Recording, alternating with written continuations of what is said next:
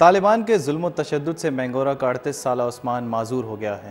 اس کا قصور صرف اتنا ہے کہ وہ ملک کے کروڑوں اعتدال پسند مسلمانوں کی طرح طالبان اور ان کی سرگرمیوں کا مخالف تھا۔ مینگورہ میں واقع ایک چھوٹی سی دکان میں عثمان ریڈیو ٹیپ ریکارڈر کی مرمت کر کے اپنی روزی کماتا تھا۔ اس کا سوات کے علاقے میں موجود فوجی جوانوں سے محض اتنا تعلق تھا کہ وہ کبھی کبھار اپنے ریڈیو ٹیپ ریکارڈر مرمت کروانے کے لیے اس کی دکان پر آتے تھے، اور طالبان کے لیے شاید یہی اس کا جرم تھا۔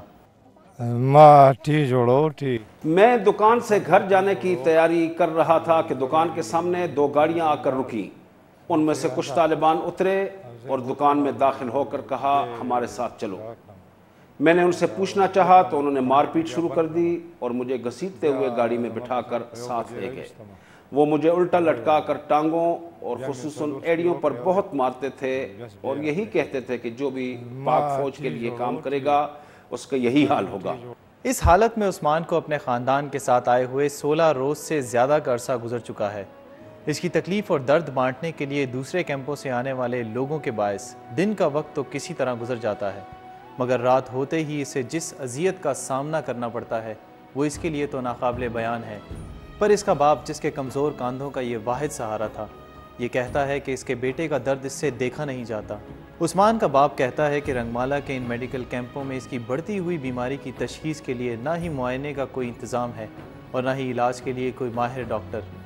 2 دفعہ اسپتال لے گئے اور پھر سب گونی مونی دیے، اگر علاج ہوگا تو جلدی چل جائے گا۔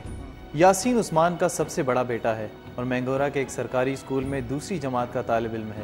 اسے یقین ہے کہ اس کا باپ بہت جلد اپنی بیماری سے چھٹکارا پا لے گا اور یہ لوگ پھر سے اپنے گاؤں جا کر معمول کی زندگی بسر کر سکیں گے۔ بابا کے ٹھیک ہونے تک ہمارے گاؤں سے طالبان چلے جائیں گے اور میرے اسکول کی چھٹیاں بھی ختم ہو جائیں گی۔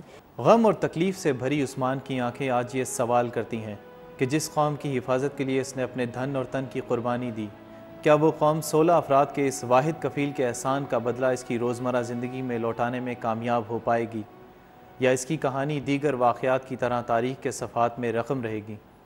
طالبان کے ظلم و تشدد کا شکار ہونے والا یہ 38 سالہ الیکٹرانک انجینئر نہیں جانتا کہ یہ دوبارہ اپنے پیروں پر کھڑا ہو بھی پائے گا یا نہیں، لیکن اس تسم پرسی کی حالت میں رہنے کے باوجود اسے موجودہ حکومت سے کئی توقعات وابستہ ہیں۔